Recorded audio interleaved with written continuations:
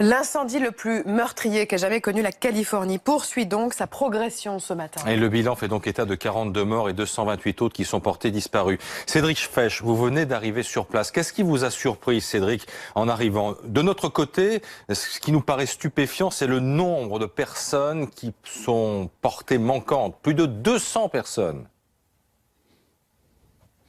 Oui, plus de 200 personnes dont on est sans nouvelles. Alors faut espérer quand même que de nombreuses personnes n'ont juste pas encore donné de nouvelles à leurs voisins, à leur famille, parce que ces personnes sont parties dans la précipitation. Mais malheureusement, on risque de retrouver d'autres personnes décédées. Il faut bien se remettre dans l'ambiance de ce qui s'est passé, dans le contexte de ce qui s'est passé lorsque les flammes sont arrivées jeudi, vendredi. Les gens, bien souvent, n'ont eu que 10 minutes, une demi-heure pour fuir.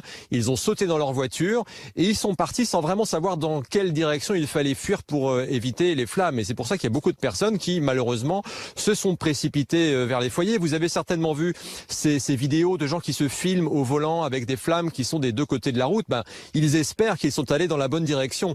Le problème, c'est que le feu a progressé extrêmement vite et ça, c'est à cause de la sécheresse qui s'est installée en Californie ces dernières années. Les scientifiques disent que des incendies comme cela, 480 km derrière moi, 480 km² sont partis en fumée. C'était exceptionnel il y a une vingtaine d'années. C'est en train de devenir une norme à cause de la sécheresse.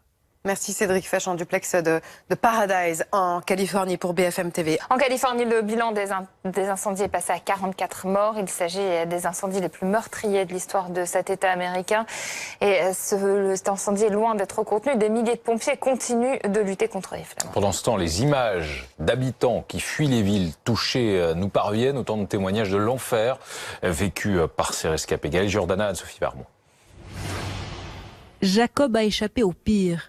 Sur ces images, il traverse le brasier pour quitter la ville de Paradise. Dans sa voiture, 2 enfants l'accompagnent.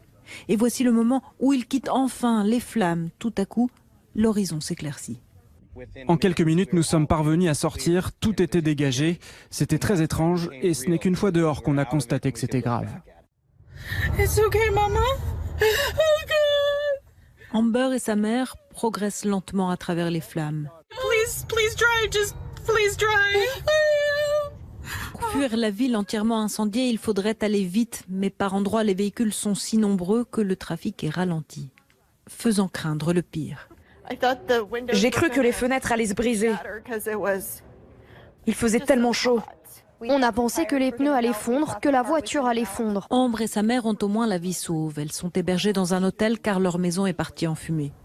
Le long de la route que les habitants de Paradise ont empruntée pour fuir, des carcasses de voitures calcinées.